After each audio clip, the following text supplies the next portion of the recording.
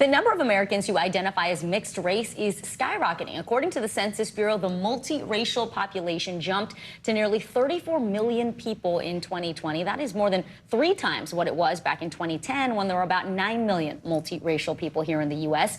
Nearly a third of the mixed race population is under the age of 18. Yeah, but this growing group, it's seeing a different story on the bookshelves. Less than 1% of children's books are about multiracial characters or are written by multiracial authors. So, 2 guests we have with us today are trying to change that landscape. Author Collin Hall and illustrator Crystal Dawn Chafee. They worked on this book, Mostly Me, which you see on your screen there. It teaches children to celebrate and embrace their multiracial identities.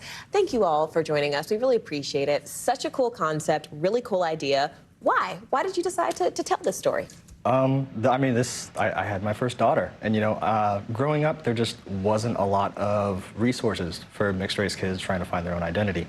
So really, I wanted to provide her like this foundational approach to who she was and kind of answer some questions and validate some feelings that I had growing up, and a lot of mixed race kids have.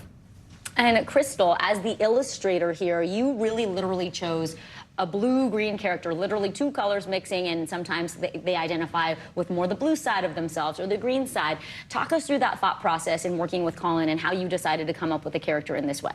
Yeah, so for the character, well, blue-green was because blue and green are just easier to rhyme with, as far as so that's how the color was chosen. But as far as like getting all of the visuals together, we really wanted to make sure that the visuals had a wide net, so it wasn't just about race. It could be about anything as far as like you're in between and whatever that is to you. Mm-hmm. It's really interesting that you used colors. I think about the story that, I love the term multiracial because it applies to me and my family. And I think about my mother-in-law telling the story about, she went to pick my husband up from school. My mother-in-law's white, his father's African. And the kids were like, no, you can't be David's mom. Yeah. And she was like, no, I am. And she pulled the kids inside. She's a school teacher. She took a brown marker and she took a white marker and she mixed it together. And she's like, see, here's David. Yeah. You talked about validating the feelings that you even had, Collin, growing up. What are those feelings you were trying to capture here? Yeah, I think there's a lot of uncertainty when you're mixed race growing up. I think you're kind of unsure of where you fit in, what you're allowed to do. Like, you just need a little bit of confidence to find out where you are. And I think a lot of that confidence actually comes from inside of yourself. Like, I don't think there's going to be anybody that like validates you externally. Mm-hmm. That has to come from inside. So hopefully this book gives like a little jump start for kids to do that on their own. Mm-hmm. When parents read this with their kids, what's the kind of conversation that you're hoping that they will have about their identities? And I love what you said. It doesn't have to be race or ethnicity. It can be other things that you might find yourself grappling with.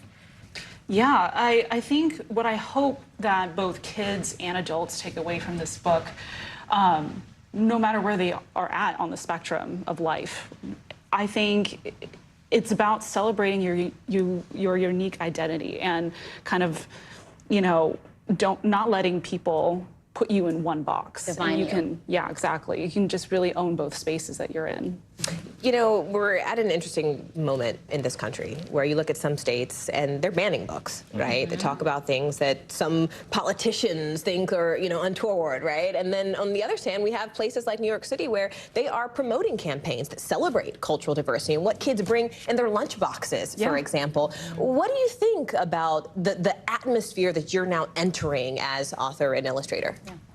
I think in general, I don't think any city or state is immune to book bans. It's happening everywhere, and it's sad, frankly. And I just hope the more awareness we bring to it, and I think, as long as we are trying to do our best, both on the publishing side and on the creator side, to really get those stories to be seen, because every story from every perspective deserves to be seen. Yeah, Collin, weigh in on that.